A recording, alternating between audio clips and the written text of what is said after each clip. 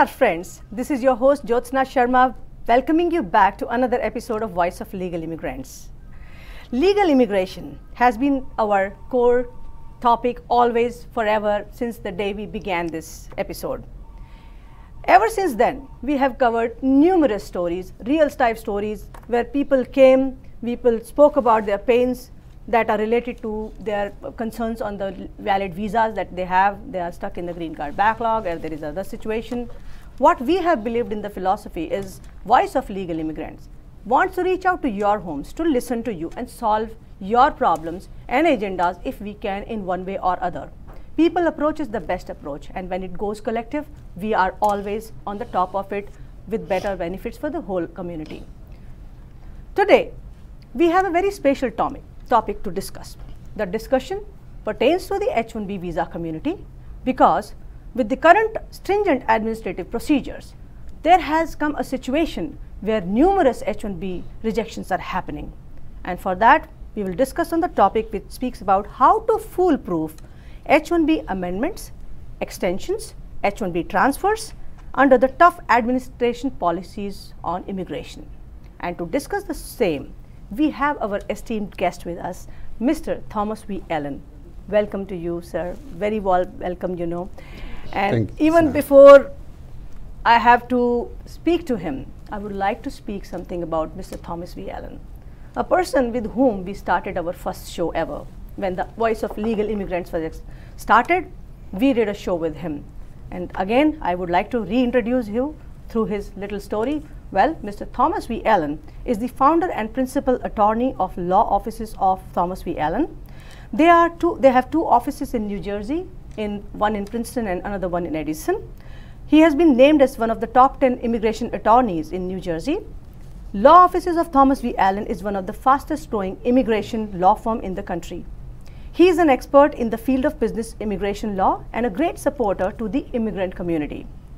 He was the champion. Yes, I would like to quote that. He was the champion in filing a lawsuit against the USCIS against the unreasonable H1B denials that were happening. And that's where our story began, when we covered him first and we started off. Mr. Allen, I really feel proud to bring you back again. Thanks, Jyotsna. Thanks for having me. I'm glad to be back on your show today. And I always feel happy whenever I see you. I see treasure trove, you know, who's going to give us more information, more education, more interactive session. I'll be glad to do that. Awesome. I hope this is interesting and knowledgeable today. Absolutely. I mean, I have a lot of set of questions, and you would not believe my phones are already ringing.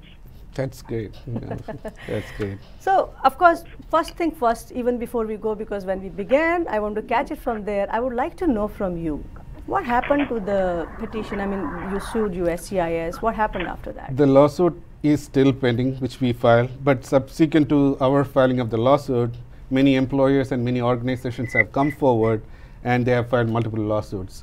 And our same attorney, we have filed another lawsuit against the STEM extensions where they couldn't, where the students were not allowed to work for the third-party locations. And subsequent to filing of the lawsuit, the USCIS has withdrawn the regulations. So, and there are multiple lawsuits online that is going to be filed now. Okay. So the first lawsuit was a success, and it has urged many people to come forward and file numerous lawsuits against all these actions. Okay. Against USCIS.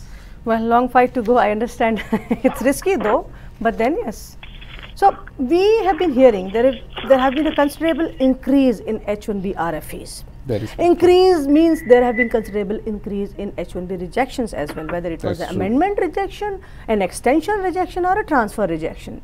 To be very honest, if I speak of a random data, what I could hear of is more than 80,000 people have been rejected and have been sent back home. That is very true. So is it true exactly? I mean, still, I mean, it is true, of course. What is your comment on that? I mean, what is your point of view seeing this whole scenario? Where is it going?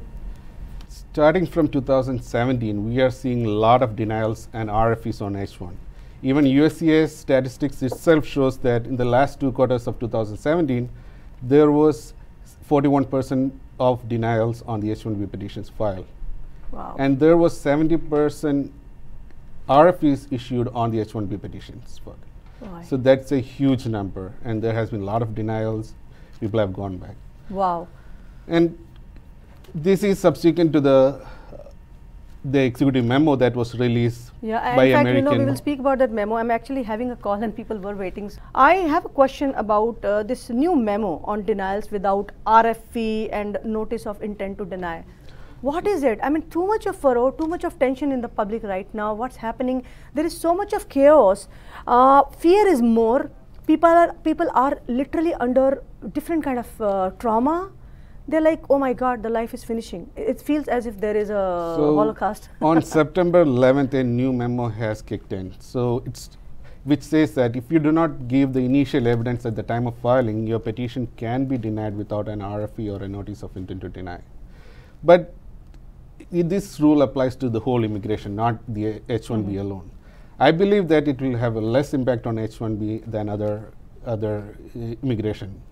Well, see, the thing is, people are concerned, they are under the fear. I mean, say supposedly one document is missing, or say their client letter is missing, or something is missing.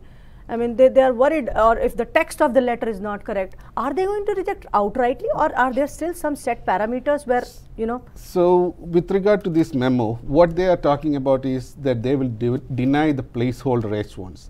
What they, or placeholder petitions. Okay. What it means by placeholder is, if you file a petition or an application where you are not proving the initial eligibility to file that, and you are just filing it for the sake of filing, then it gets denied without an RFE. So basically it's a placeholder position. Are we trying to say that some people try to just hold a place by putting in a XYZ petition? I mean, just, okay, I'm trying to employ somebody and they don't have a project in hand or anything, and then they just put it? What is a placeholder? So now you have to give the initial eligibility evidence while you file a petition. So if you're filing a petition, let's say an H1B petition you're filing, and you're saying that he's going to work at the XYZ client, but you're not giving a contract, you're not giving a purchase order, you're not giving client letter, you're not giving vendor letter, you are not proving the initial eligibility for that H1. So that can get denied without an RFE. So now the thing is, with the third party companies, most of them, the problem is getting a client letter is a very, very tough thing. Why it is tough is because clients at some places, I mean most of the clients, do not want to get into this trouble of issuing letters to the consultants. And they outrightly say that we don't allow giving letters to any consultant. That is still fine. Handle with your tier 1 vendors or our MSP partners or whatever. 30 to 40% of the H1s that we file doesn't have any client letters. But I'm saying 0 documents to prove the client. PO, maybe a vendor letter that itself shows initial eligibility. Another example we can take, if somebody is filing for an H1B extension beyond 6 years, and you don't put the I-140 in that, which shows their eligibility to file beyond 6 years, they can deny it without the RFE or a notice of intent to deny. So it's not, it doesn't apply altogether, but in certain cases it does apply. Okay, now the question is, what people are fearing is, if the mood of the USCIS officer is not that great that day, and he sees the petition that comes in, it says, okay, the client has not issued the letter, the vendor has given. Would he reject it? Because there is no scope for RFE now. No, he may not reject it. The reason is the adjudicators are given a set guidelines. Look for these documents. If it is not there, then deny. What are the primary guidelines for the adjudicators to outrightly reject it then? So before September 11, on September 10th, USCIS has updated its website silently without no one knowing it. Okay. And they have given a set of minimum documents that is required, initial evidence. They didn't specify document, but they said, okay, you have to give initial evidence of a specialty occupation. You have to give evidence that the beneficiary has a bachelor's degree. You have to give an employment agreement. So there are 6 points they have mentioned there. I'm assuming that would be the same guidelines these adjudicators will have. And if you don't have any of those required information, then there will be a denial without an RFE. Okay. So on each category, not on H1 alone, on everything they have given a list of documents. There are family-based immigration, there are L1 petitions and all. Everything is there, of course. They have given this community is large, huge in number, I mean, the concern comes because we fall short mostly for the client letters. Yes. That's the only thing that bothers them to understand. Can they contest if they get a rejection on the ground of the client letter. So Is there any possibility after the rejection even? Though we have seen in many cases getting denied because there was no client letter, there is a USCIS memo which itself says that the client letter is not a mandatory document. Oh really? So when did that note came? I mean, this was a long time back when the employer-employer relationship memo came out. They subsequent to that, it came after 2009. So around 2010. So if the attorneys or the companies, they are pinpointing that the USCIS cannot force an employee or the employer to give a client letter, because as long as they can give all the secondary evidences, that is approvable, and they are approving many of the cases. Okay, so and now there is another, of course, question that came is again, what are the technicalities on which the H1Bs are denied, and how can it be avoided? I received a question from one of the callers actually. So the success of an H1 starts from deciding the title, the job title of the H1, or the SOC code. SOC code is the occupational code that we use from the Department of Labor, which we assign to a person's title. So if you pick the wrong title, from there it starts the success. So if you are picking the right title from there. Like, can you give me some examples, of course? I mean, so supposedly for a software developer, or for a Java developer, say, what is the right title will you put it as? If it's a Java developer, the right title will be a software developer. Java developer would be the technical title, and the SOC code would be a software developer. So what happened is many of the titles went bad. Okay, like so there is programmer another, analyst, programmer analyst, I was about computer to ask systems analyst, so management they analyst. They are redundant now, you're saying that? The USCIS, how they decide whether a title is good, they look at the title, the SOC code, and they look at the Occupational Outlook Handbook, and they say what DOL talks about that title. Okay, so Thomas, I'm getting one call. I'm going to pick the call right now. Hi, can I know who's calling? Hi, this is Kiran Kumar. Hi Kiran, how are you doing? Good, how are you? I'm great. Please shoot your question. So my question would be, there are options after the H1B denial. So what are those options? Like, you have kids here, you have families here, and doing all that. What would be the option if there's a denial? What is it? Okay, so his question is, what happens after the H1B denial? Because there is a kid and a family and home even people buy. What is the way to wrap up and go? Is that so? I mean, if your kids are citizens, would that add any advantage? Okay, so his question is, if the kids are US citizens, would that add any advantage if the denial happens? Is there any way? Kiran, to answer to your question, and it's unfortunate that people who have stayed here for many years and they have filed multiple extensions, and subsequently now filing extension, they are getting denials and they are forced to leave the country. Unfortunately, having a kid, a US citizen, it doesn't help. But having a denial doesn't mean that your stay in this country is completely over. You have an option to file an appeal. You have an option to file a motion to reopen. But this doesn't allow you to work, but it allows you to stay in the country. Another option would be to file a new petition if the I-94 has not expired. Even if it has expired, file a new petition. And if there is a gap in the status, the USCIS still could approve it as a consular processing where you can leave the country. We can buy some time, this means you are saying, because we are always under the impression, the community, that if the denial happens, the person has to wind up everything. If the appeal gets denied, the out of status will start from the day it was the denial happened. And then your record is all gone bad. So you need to have a backup, which would be filing a new H1B or new transfer, or with the same employer you can file. So from the day it was rejected, we have to immediately file a petition parallelly and then file an appeal. Correct. You mean to say? Well, it is very challenging. I have a follow-up here. What is the follow-up question? So, motion to reopen is one option. And, what about the lawsuit, filing a lawsuit? Whoever has, approved I-140, USCIS has said that, they're just not giving you the green cards because your number didn't come up. However, you've been given extensions every 3 years for the past, 12 years or whatever that they've been. it's more of like, it's just a numbers thing, right? If the rules are changed suddenly now, wouldn't that be an option for lawsuit? I mean, TAPA did that. Thank you so much. Right. So, Kiran, most of these denials are sometimes, it's on merit. Sometimes it's not reasonable. And that point, if it's in violation of any regulation or statute, you have an option to file a lawsuit too. Your employer can file it. And nowadays, even a lawsuit by yourself, by the employee itself, is also allowed.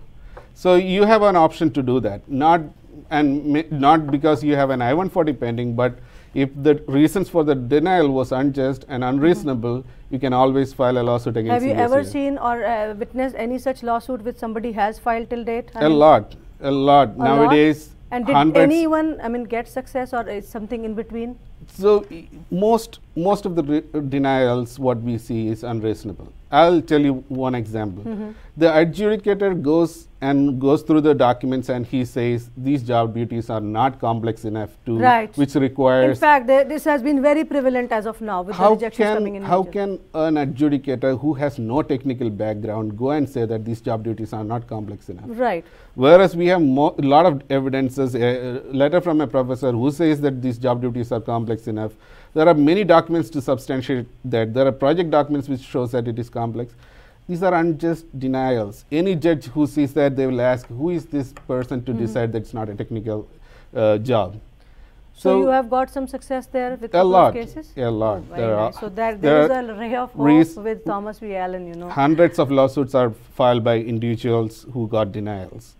Hundreds? Hundreds are there, all over the US. So in this current trend duration, these hundreds, out of those hundreds, how many were there in the current trend, whom you have? There are, but unfortunately these cases, even if they get a decision in their favor, it doesn't have a precedent effect. It applies only to that case. So being an attorney, I cannot say that, in XYZ case we got an approval from the court, so use it. That is what, but individually you can fight and get approvals on these cases. Very nice. It's a good education for all the viewers. Viewers, feel free to call us. There is a number. Number is 201-780-2442 if you want to reach us. There is some technical glitch at the parallel line, so I am giving you another number. The number is, again, you want to make a note of it, is 201-780-2442 to reach us and call us.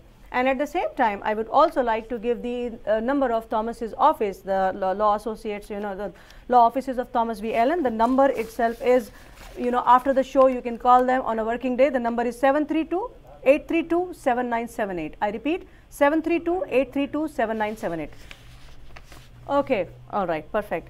So now, okay, Thomas, we understand a couple of things now. The show is becoming very lively with the positivity coming through you in this dark cloud, which is hovering around, which is called as the cloud of rejections and notice to the intent to deny the application or whatever you say.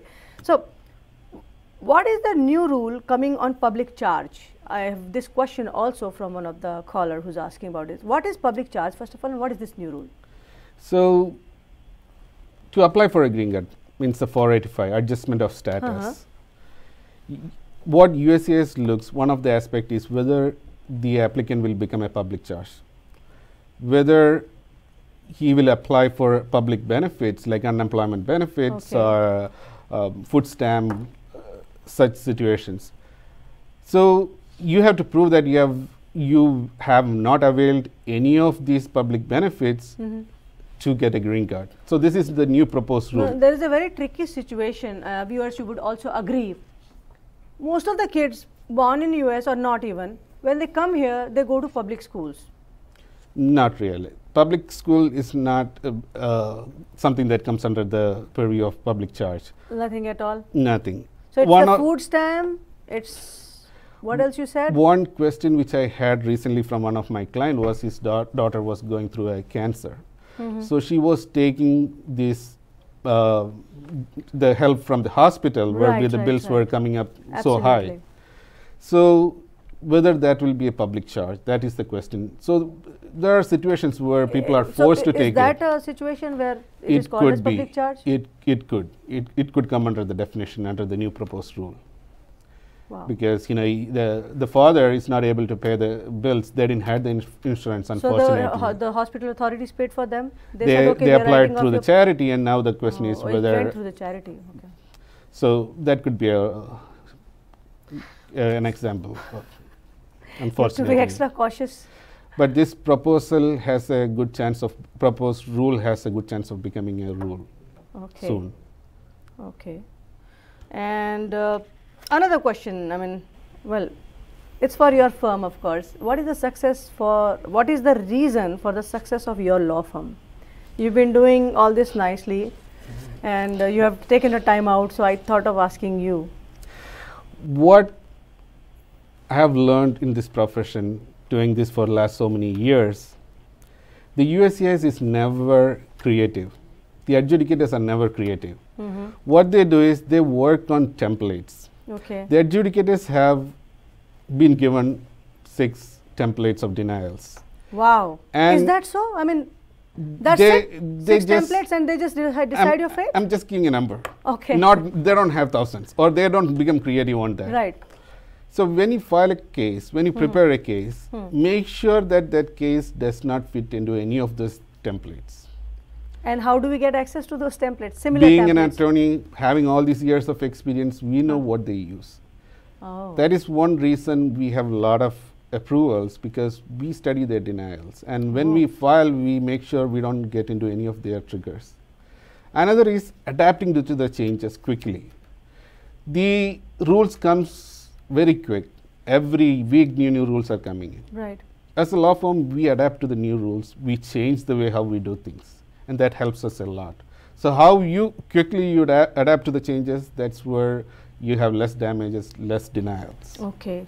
That's what I think what's our success rate. Well, thank you so much, Thomas. I mean, yes, they are prepared from that orientation. I mean, I am finding it very interesting to know about these things which we were never aware of. I mean, it's a very educative episode today. I have another question coming in which says, I have heard that the DHS is looking at, somebody is asking this question. They said that like DHS is looking at social media pages, okay, while adjudicating your case, and also the CBP looking through the phones and emails. What is your take on that? I mean, this is very common nowadays. On H1s, we are receiving RFEs where they say that the job duties mentioned on the beneficiary's LinkedIn page does not match with the job duties you have mentioned on the H1. Really? People have not updated. Then they are giving these RFEs. I've had an RFE where it says the experience that you have mentioned on the LinkedIn page and the experience you have mentioned on the petition, but the employers are different. But then this is really terrible. Viewers, take a note of it. You will have to spend extra 10 hours updating your LinkedIn because you feel lazy for sure writing more story on your LinkedIn. Resume speaks all stories, is like your Bible or Ramayana or whatever you call it. But when it comes to LinkedIn, you are very precise. In crux you write, right? I mean, that's how it is. So anyways, that is I'm getting, I hope, I mean, there's another caller there. Hi, may I know your name, please? Hello? Can you please lower down the volume of your television set, and may I know your name, please?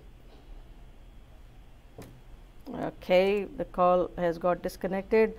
I know it's a very rare opportunity when you receive calls direct at the system, not there. There is some technical glitch. Anyways, I'll receive that call again.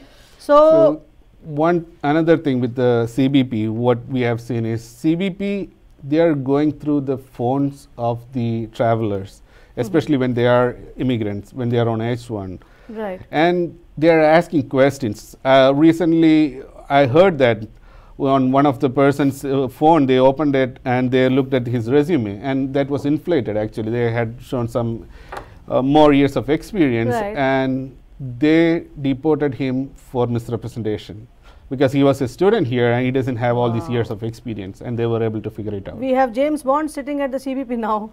I have another call coming in. May I know who's speaking? Hello? Hello. Hi, I have a question. May I know your name, please? My name is Subhash. Hi Subhash, how are you? This is Jyotsna here. Yes, tell me. Ask your question. Mr. L is listening to you. My question is, I have a visa stamp till 2019 January, but I'm going to India in December. So should I go to, I'm coming back in January first week. So should I go for stamping? Is it required? I mean, I have visa stamped till January 29th. I'll be coming back in the first week of January itself. Subhash, as long as you have... still go for visa stamping?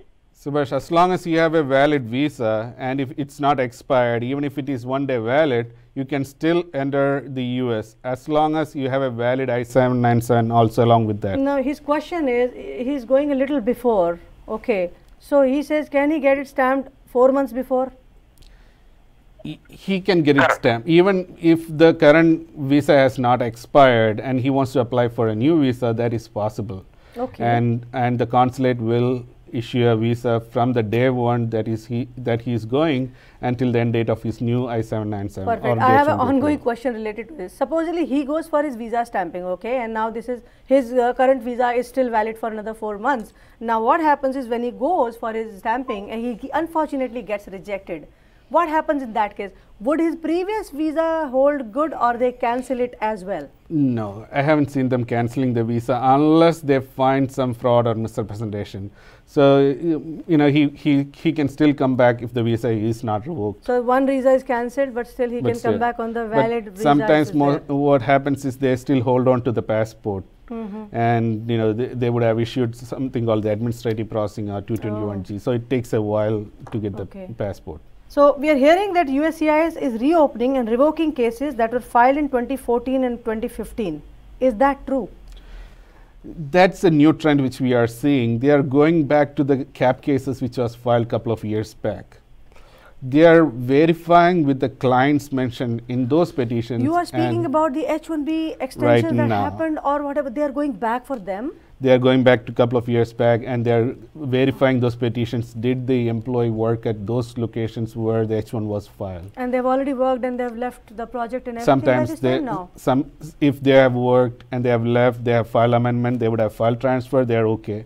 If that project did not happen or the client confirms that that project was not there, they are going back and revoking all their H1s and their subsequent H1s also. Oh wow. I mean if somebody has shown a fake experience there. It's not like fake. Maybe they would have filed for saying that, you know, he'll be working at an XYZ client, but that project did not go through. And he went to another project. And another project. So they are saying the initial petition that was filed was not available at that time. That project was not available, so we are revoking it.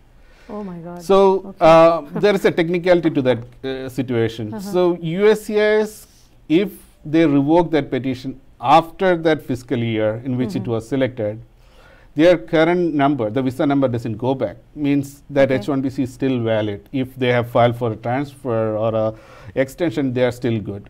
But if that H1, they are revoking it for fraud or misrepresentation, even if it is revoked in the next year. I have a next question. It's still are they going to get jailed?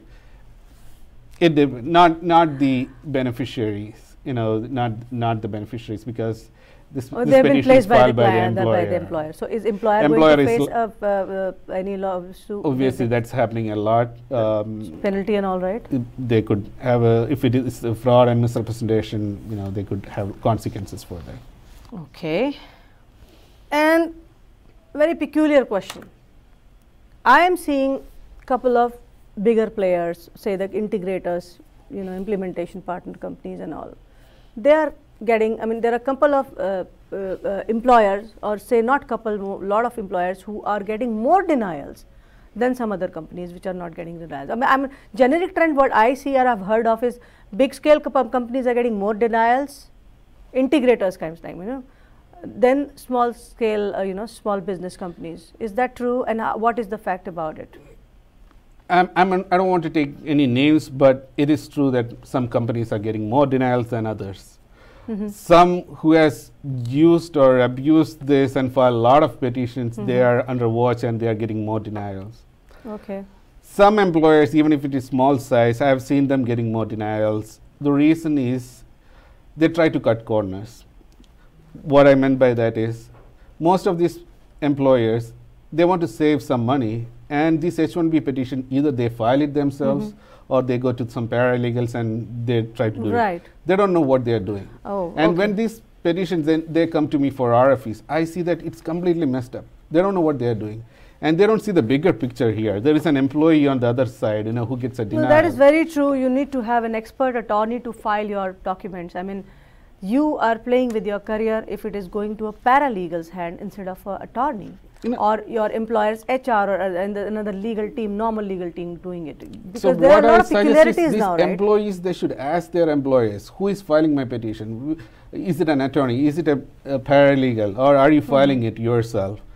They should say that we want an attorney to file, and they have to check up, and even if there's an attorney, they have to make sure how many years of experience do they have, how many H1s they have filed, what is the reputation of that attorney in the market.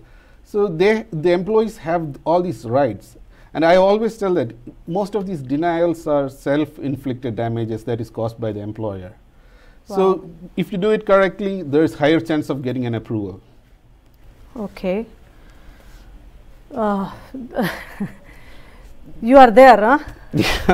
Well, I will read out again, Thomas has been educating a lot, so if you have any questions, legal questions pertaining to him, I mean your H1Bs or your amendments or whatever, you can definitely reach out to his office. His office number is 732-832-7978. And if you have questions related to, if you want to ask right now, then you can call us. Number is 201-780-2442.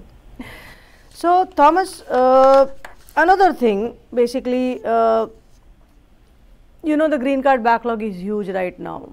So, there was a lot of uproar right now. What happened was the EB3 date went faster than EB2.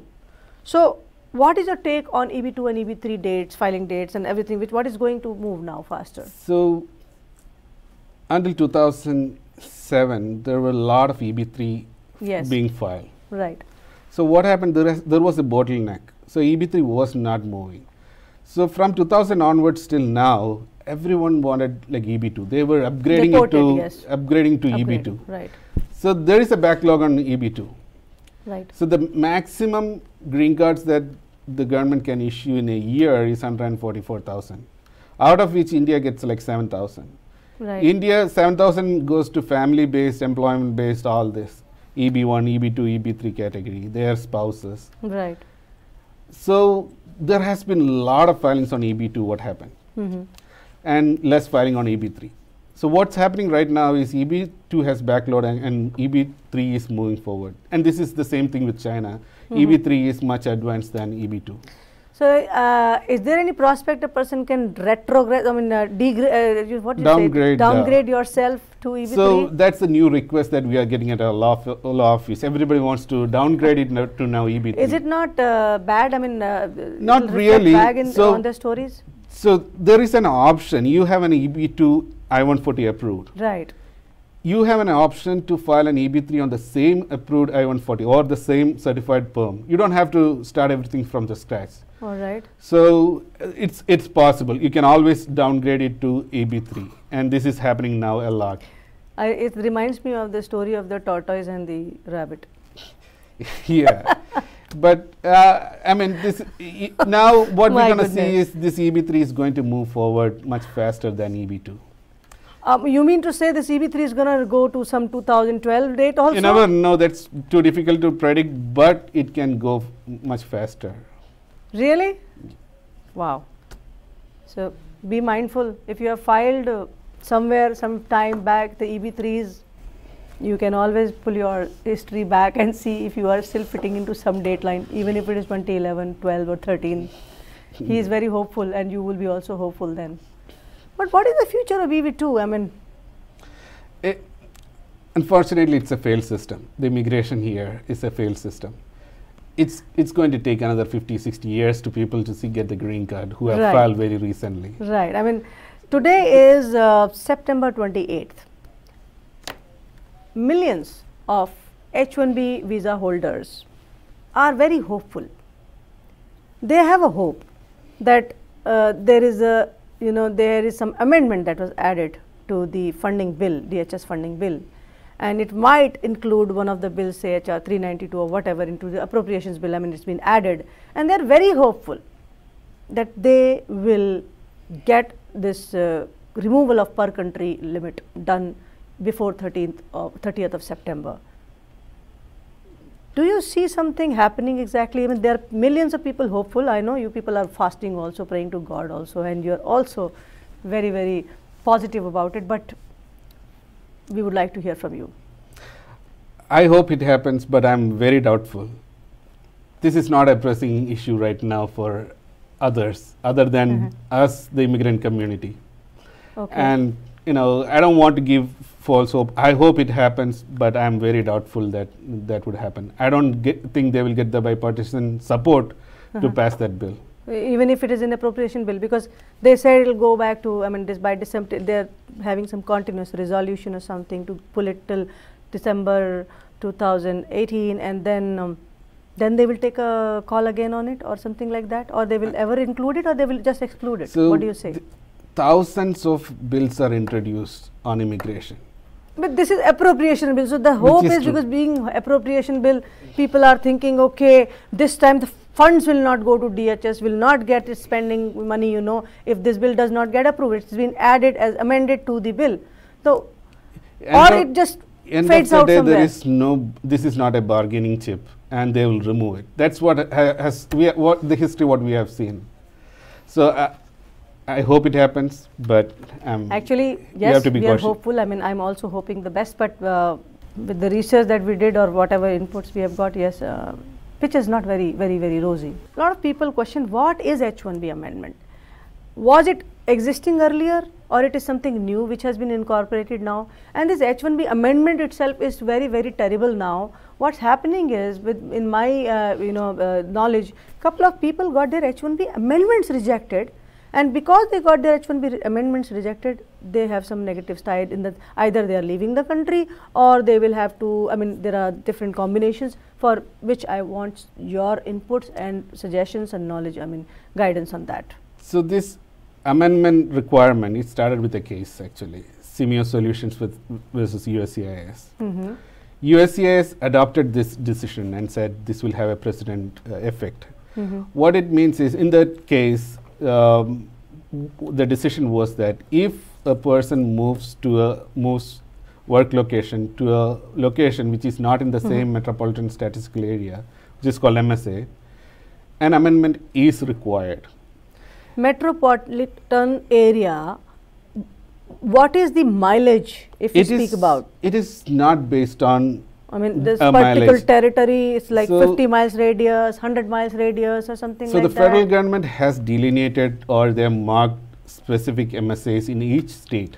New Jersey has 6 MSAs. So if you are in Edison and Princeton, this two is just half an hour distance, but it can be still in a two separate MSAs. So it's not counties. Right. Some counties are coupled together to form an MSA. Okay. New York and New Jersey falls under New York's the downtown, and New Jersey, New Jersey comes under one same MSA. Oh, really? So if you move between these MSAs, the employer has to file an amendment. But that decision was a wrong decision actually, Simeo, which was not challenged by anyone. There was no one to explain to the court that there was a rule already in existence, which was that if you move to a different location, you have to have an LCA amended, and you have to pay the salary for that new location based on that LCA. Why court told that you have to file an amendment was, like, if one person moves from one MSA to another, the wages goes up. Right. And there was no mechanism to ensure that the company pays a higher wages. But there was actually an LCA. The Department of Labor has the authority to ensure that the employers pay higher wages. This was not properly advised to the court, and there were no one to argue on the other side. And that's where that wrong decision, Simeo Solutions decision came, and which changed the market actually. And it doesn't change now? Nobody can contest it now? What do you say? But I'm having a question, call coming in, so I will check back with the caller. Hi. Hi, this is Manish. Hi Manish, how are you? You can ask your question. And can I please request your kid, or you can please go mute after asking the question though. Sure. So my question was, I mean, if a H1B candidate travels to India alone and their spouse and kids remain in USA and they have a house, if suppose in the embassy for visa stamping, if the visa gets denied or visa goes under administrating processing, then does the spouse automatically becomes illegal? Nice question. Thank you so much. Okay, this is a common question that we always get. So how long the spouse can stay when the husband is not on H1B status? Right. I would say a reasonable period. What If is he the has reasonable a, period? there is no statute specified period for Now that. she has to sell a house in his absence. She has to wind up their kids' schooling and everything. So Pack up, sell the stuff and go. If a visa has been rejected for the husband, that if the spouse stays here for few months, she is gonna be considered out of status. Absolutely. So it doesn't have, so No, that months, reasonable days, period to I mean, wind what up is and go reasonable? back. How do USCIS or authorities assess what is that reasonable period to So stay back and wind up and go? They have specified in various other visas, like F1. If someone gets a denial, you have 60 days to leave the country. Now the wife is here; she's a dependent. On an absolutely on an different situation. on an H1, you get a denial, you have 10 days to leave the country. H4? So H4, there is no specified period. So it depends on the H1 status. So Okay. H1 status ends, the period they remain here is unlawful. Wow. Well, that's. Unfortunately, So that's the rule. you know, Unfortunately, but then there is no stipulated period of time. you to I give in would numbers, say but what the dates they have to consider is if they stay more than 180 days here unlawfully, they have a bar to come back. they have So- a part. Of course, Yeah, so agreed. So they have to leave before 180 days for sure. Nice. I mean, it's a nice question. Thank you so much for your question. I mean, quite educative because people never think on those lines of spouses and kids being left behind and rejection happens and everything. And there's no way out that the spouse can find a job and stay back or something. No, of course, it's Unfortunately, dependent visa. Maybe she gets a job through some non-profit cap exempt H1B or something. Rare case, That's generally asking. there are rare chances of all those. You know, Okay. How many rejections you have seen till date on H1B amendments, on H1B extensions, and on H1B transfers in last 1 year? difficult to give a number, but hundreds maybe. 100? Hundreds. Hundreds. Yeah. So there Of has course. been a lot of denials, but as Were our H1B amendment denials also more in number this We- time? not really, not for our firm as such. We file a lot of appeals when they get a lot of denials in the market and they come The to amendments? us. Amendments, extensions, transfer, you name it, everything. No, there are no, honestly, no, I'm not saying your firm got it rejections. You are a great firm. Thomas's firm is doing great. So he's a successful lawyer. That's why he's sitting right here, you know. I will only bring successful lawyers to guide you but of course you have general statistics of the USA, I mean, you know, where people are. On those statistics I was asking how many rejections so far you have witnessed all over it, not so your firms. not- not at all. I am very positive. You're going to So- save many lives somewhere. So the denials happened mostly in the year 2017. The employers were not ready with the changes that were happening. So if you take 2017 cap itself, everybody filed with the title programmer analyst, Absolutely. level 1. Absolutely. Oh, the wage After level, the filing, immediately USCIS came up with this rule that it is the programmer analyst is not a specialty occupation, Right. cannot file for an H1. Level 1 is not a specialty occupation. There were a lot of denials. So Wow. employees who were Many people have left. not ready, or they couldn't see the changes coming in. Thousands of people left. More than 80,000 people. And have that was left not back. fair. You know, after Absolutely. filing the petition, USCIS changing the rule. They should have given reasonable notice before they do that. But unfortunately, that happened. But now we see very less denials. Though it's happening, like I said, when denials are happening when people don't take care of, they don't know what they're doing. There's a very weird concept. I mean, not weird exactly. a case as is, person has stayed here for last 15 years, I-140 is approved. Yes. He gets a rejection on his visa extension because the person, when he applied for his I-140 or whatever and got approved also, he is a graduate in electrical engineering, but he's doing the job of a software engineer, software developer, whatever, and they rejected it now after 15 years. Did they not see it earlier? How we contest it, and is it bound by the law to leave, or it can be appealable? So again, this is a major change or shift happened with immigration law. Most of these employees who are working in IT, I have seen many of them having a degree, bachelor's degree, engineering in electrical, electronics and communication engineering. Absolutely. They are working as software developers, programmer, and because they, it's not just that Which degree, is after fine. that they upgraded their skills as well. which is fine. USCIS is not denying because they have a degree which is not related to IT. No, that is somewhere it has been tested like that. What is happening is, Right. when the employer files the H1, they don't know what the change happened. They are saying we need a software developer, and they are saying this guy has a degree in electrical engineering. So he's putting on the petition, we need someone with a bachelor's degree in electrical engineering, mechanical engineering, all those degrees in there. He puts in the petition. Now, what USCIS is saying, to do a specialty occupation work, the beneficiary should have a bachelor's degree in a specific field. Absolutely, computer science most of the times with this software. They are going to the occupational outlook of DOL, and it says there that they need a degree in bachelor's in computer science or related field. Now the employer has put all the degrees there, variety of fields. Okay. It's not specific. What if he had put bachelor's degree in computer science or related, and has put this person's bachelor's degree in the electrical engineering? What the employer should have done is, in the US, 3 years of experience is equivalent to 1 year of education. Absolutely. So this person has 15 years, as you said, Right. experience in as a software developer. Right. You combine those experience along with his 4 years of degree in mechanical engineering or electrical engineering. You put an evaluation where it says it's equivalent to a bachelor's degree in computer science. Oh, Now it okay. matches with the USCIS requirement, Perfect, DOL requirement, perfect, and the employer requirement. You get an approval. It is being reiterated here.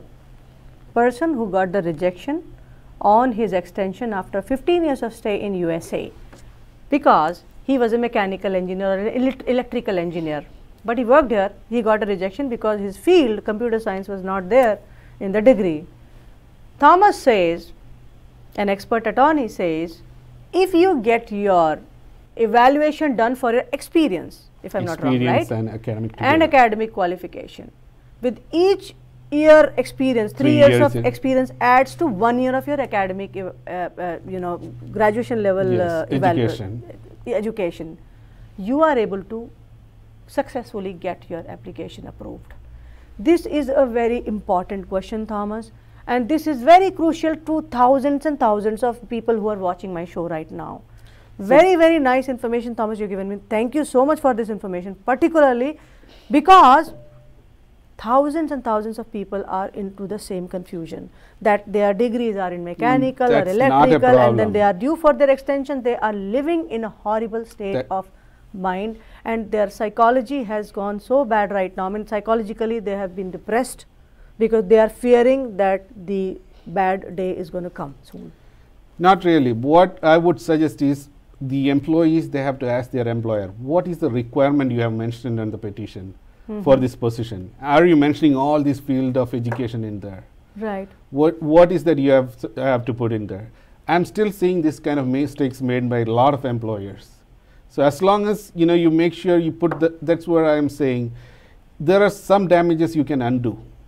Some damages are already there when they file the petition. It's very difficult to undo that damage. Wow. Whosoever is filing your papers, your employer, through which channel he files it, whether it's a right attorney, legal expert, knows completely about your story, you have to ensure it. I know the HR does not like you to bother, but then you have to be very considerate about your case because it's your life. I'm getting another call, Thomas. Let me see who's calling us. Hi, may I know who's speaking? Hello. Hi. Hi, I'm Yuppie. but you are really asking very good questions, and it's really helpful. Thank you so much. I don't want to even call up and disturb in the middle of the good discussions. Perfect. You are Deepthi or Riddhi? Deepthi. Deepthi. Perfect, Deepthi. Ask the question. Yes. So my question is like, as EB3 is moving forward and EB2, can you suggest like approximate timeline which is taken to move from EB2 to EB3? Okay, the timeline to shift from EB2 to EB3, how much time will it take if they try to go back? So when you, one thing which I spoke before was you can file the EB3 under the same approved perm. Unfortunately, when you file on the same perm, you don't have the original perm because it's already expired and you have already filed another case. So you don't have a premium processing. So you file the I-140 in a regular processing, and that can take anywhere from 4 to 6 months. Oh, for current scenario, you're saying because there is no premium processing, so your I-140. No, otherwise also? For I-140, there is premium processing, but because the original perm is not there, you cannot file that EB3 downgrade in a premium processing because that original perm is in the EB2 file. Wow. Okay. So it can take 4 to 6 months. You are still at a cheaper deal. Deepthi, there is still a cheaper deal. Nice. 4 to 6 months, not that bad as compared to 70, 80 years of wait. Yeah. What in that case, EB2 again, you know, I don't know, things are happening a little different these days. So what happens if in that point of time when I'm doing the converting from EB2 to EB3 and the EB2 is current for my situation? So in EB2, EB2 is not invalidated. Okay, it does not invalidate? Yeah, because you filed, now you have a EB3 and a EB2. You have an option to choose which one you want. It's basically catch me here, catch me there, catch me everywhere. Yeah. Thank you so much, Deepthi, for an interesting question. I appreciate it. I have a different question though. I'm sorry, okay. This is different from the visa. Okay. I kept hearing from one of my colleagues saying like, because we are out of the country and we're not still citizens or green card holders, if something happens to us and if we don't have any will, saying like, okay, the kids should be taken by parents or the property should be given back to someone, your dear ones. If there is no will, the whole thing will be controlled by the government and the kid will be given to the child care services. Is it true? Like, is it having will is mandatory? Thank you so much, Thomas. 1 second. Thank you so much, Deepthi, for asking your question. I'll rephrase your question because we had some technical glitch with our speaker system. So I am going to try that to my viewers also. So viewers, Deepthi asked a very, very nice question. Of course, it is off the track. Of course, you might have charged me and Deepthi for that. But still, if people who are on visa, who do not have a permanent residency, I mean green card or a US citizenship here, what happens in the situation if somebody dies, somebody who's on a visa dies and leaves behind their kid and their property behind? What happens in that case? I'll cut short that because yes, one I understand is that depends on each state, but it's a wrong conception that many people have that if you die in the state means without a will the property goes back to the state, which is not true. But you know, there are more complexities to that. Every state has their own rule. Okay. So it is very difficult to tell which state. And state of New Jersey, I mean, generally I'm asking if it is that the case of state of New Jersey, say supposedly. They should talk to a trust and a will attorney and get information on that. Okay. Being an immigration attorney, I don't want to answer on that, but I don't have an expertise. Of course, you should consult an expert. Estate planning attorney. Okay, yes. Estate planning attorney, you have to ask this question too, but out of the blue with our normal lives associated. Which is not true actually, it doesn't go back to the state. I understand, with so much of stress of green card backlog and everything. Yeah, I know. You know who's going to leave the earth, huh? One more, I know people are calling back to back. May I know who's calling? Hello. Hi, may I know your name? Hey, my name is Sundar. Hi Sundar, please shoot your question. Yeah, I would like to know the current plan is still, ban is till 2009, February 19th, right? So, will that get extended at any point of time? No, you are saying current what exactly? Current premium process. Okay. Current premium processing. So, Okay. so I'll answer that question, Sundar. So, If you can rephrase the question for the general public would be great also, Thomas. so he's asking, then now the USCIS has stopped accepting premium processing for H1s, most of them. So that is till February 19, 2019. Okay. So he's asking, will that be extended or will they open up premium on that day? Okay, got it. So premium has been stopped for all the H1B types, like amendments, Extensions, transfers? not really, transfers, new petitions, except H1B extensions Okay. without a change. So if it is Okay. the same employer, there is no change of conditions. If you are filing with Nebraska Service Center, that is still open. Okay, perfect. Only the extension, no transfers. No transfers, no amendments, you don't have a premium for that.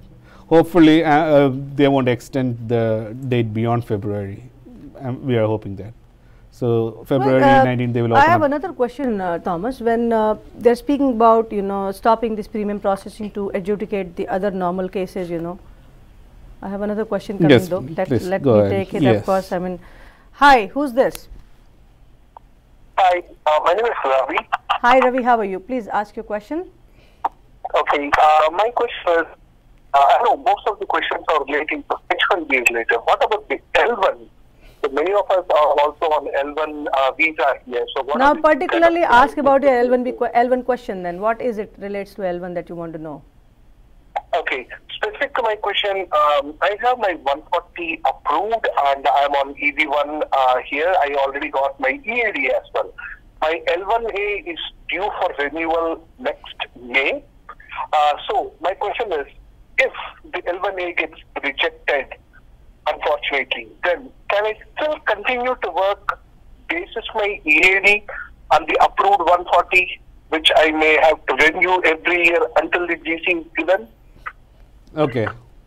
Thank you so much. Yes. Okay, so the gentleman's question was if his L1A is rejected, he has a pending 485 based on EB1. He has EAD though, So but can L1 he gets still rejected. Yeah, continue? can he still continue? So on an L1A, you cannot extend the L1A beyond 7 years. It's not like an H1. You have an I-140 pending and you keep extending based on the pending green card.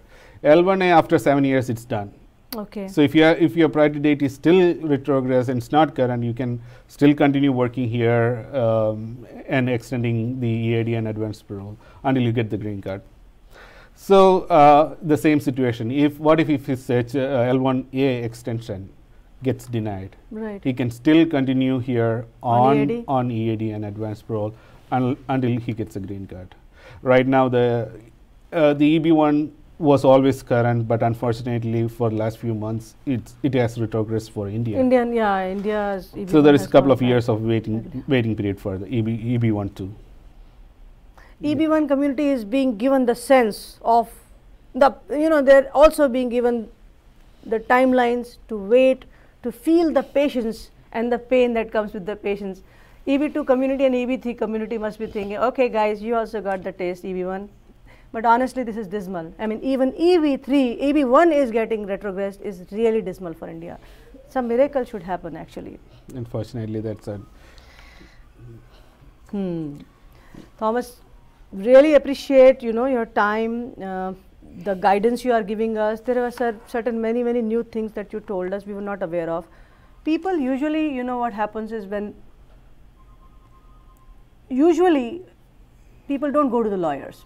They don't ask things. They think, okay, it's generic. I mean, they don't know even the options exist because they never come to you. It's always a good idea to consult attorneys in between also for your career counseling. That might save you from the hassles of rejections for amendments or extensions or even transfers. A proactive approach to talk to an attorney may save you time and money and pain and agony that goes with the rejections actually. Thomas, on a generic prospect for a successful H1B extension or a new H1B, I mean new H1B, okay, first of all, for new H1B, what is your suggestion? Premium processing has closed.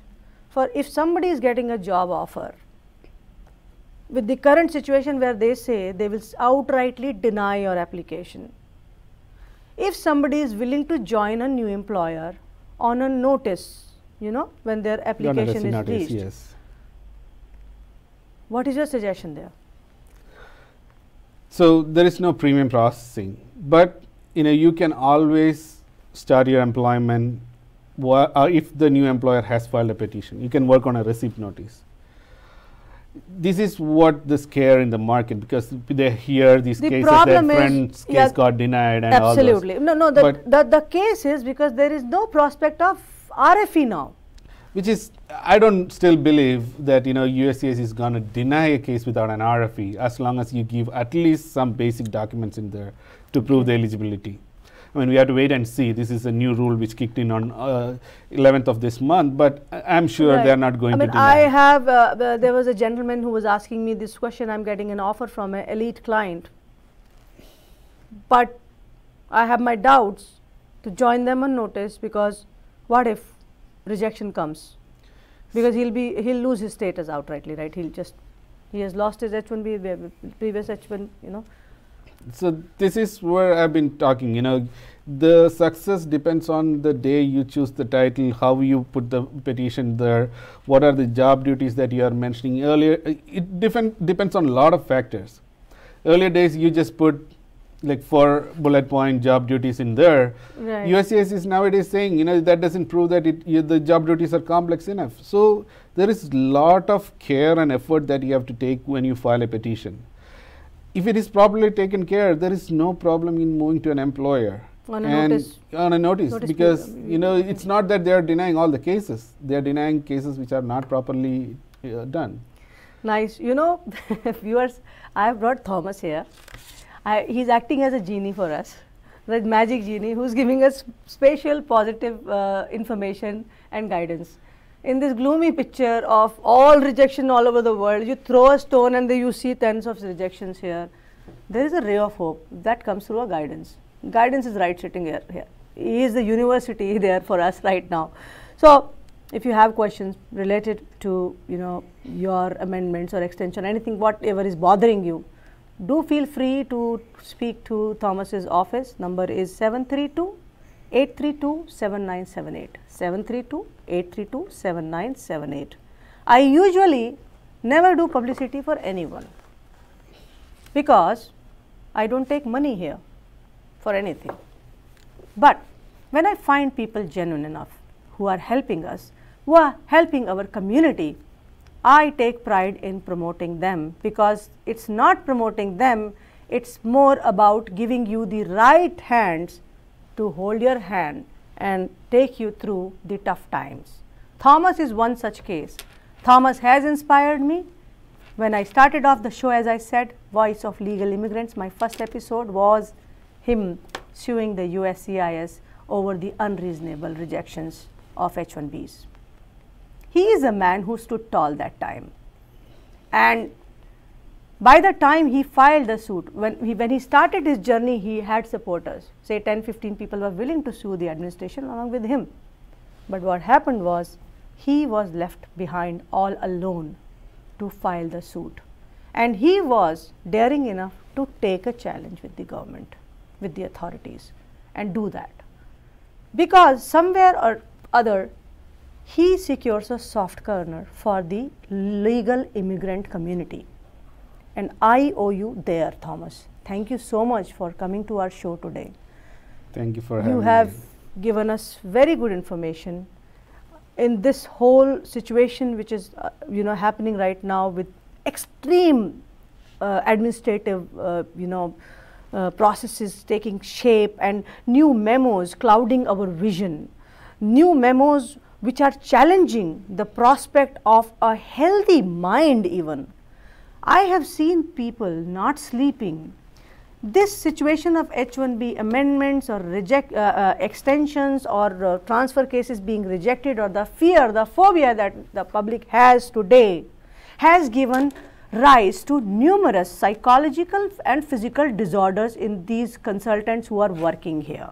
They have been waiting for their green cards, most of them as well. They have been extending their visas year after year, paying a lot of money every day.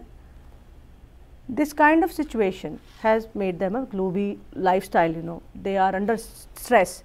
I don't know when the government and authorities will listen to that gloomy side also, when they see and creep into the families of those people who sulk into this fear that my visa will get rejected for no reason, my amendment will get rejected for no reason. Their psychology is so bad that they are not able to take care of their kids. They don't participate in their school activities of their kids.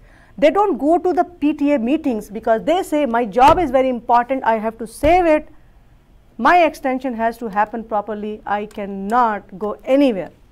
Many such cases I have witnessed. It seems like there is a slavery happening.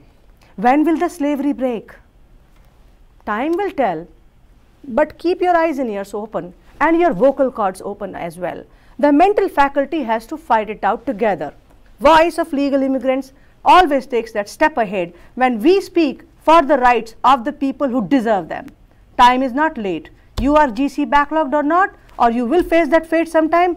Raise your voice. Raise it every day till the time everybody holds hands together to fight it out. We have right experts to guide you. We will bring you every day, every time news story, and you will see the success coming in. Let the fear run away. Throw the fear in the bin. Be the master of your life. That's all I can say. Thank you so much, Thomas, for coming in. Thanks, Jyotsna, for Any message you want to give in, please give it to people. I have preached enough, you know, today. Yeah. So, you know, just clear out all this unnecessary news that is coming around, the fear and all. Continue with your life, file extensions, amendment, you know, you keep doing it. You know, you will hear a lot of stories, horror stories outside, which may be true or not, but keep doing it. You want to move to a new employer, you move it. Don't worry about what will happen if I get a denial. You know, let a professional handle your case, and you will have success. Thank you so much, and thanks for having me. And I am looking forward to. I'm very grateful to you, Thomas, for sparing your time in coming here. My friends, I always keep a vision. When I started off this program, I had a vision. We started off raising concerns, bringing in real life stories, real life circumstances, different kind of cases being stuck into different kind of situations. On a happy note, I want to share a good story with you now, good plan now. Voice of Legal Immigrants will have division of programs where I would like to wholeheartedly welcome and invite you into the studio if you are an entrepreneur, a legal entrepreneur, you know, a person who has legally come to this country and doing very good into your business, in your entrepreneurial skills being enhanced somewhere. I want to hear your story here. Write to me or just simply email me. I will be able to speak to you and bring you here on the dais where you will reach everybody's house and your story, success story will reach. One is the entrepreneur I'm asking to come here, share your success story. Second, legal immigrants, and most of them are software geeks. I invite my software geek friends to come here with their technical innovations, anything which is great in the field of technology, and you are doing something great there for the good of the public. I want you here. Please come. You are also invited. And the third set of people whom I want to invite here are the people, the normal public, who is undergoing some pain or other. Come and speak to us. I will take your story to each and every home. Mana TV will give you the platform. Voice of Legal Immigrants will give you the platform to speak your heart out. I want to associate with every single person who has a story to tell until they become happy legally staying here in this country, and I support legal immigration. On this note, I will give you my number 201-780-2442. Write to me, or you can reach me at jyotsna@manatv.net. So it spells like JYOTSNA@manatv.net. I am available for you. I will bring you here and we will do something better together. Till then, God bless you. Thank you so much, my dear friends. Keep watching Mana TV. Thank you so much, Thomas. Thank you, Jyotsna. Bye.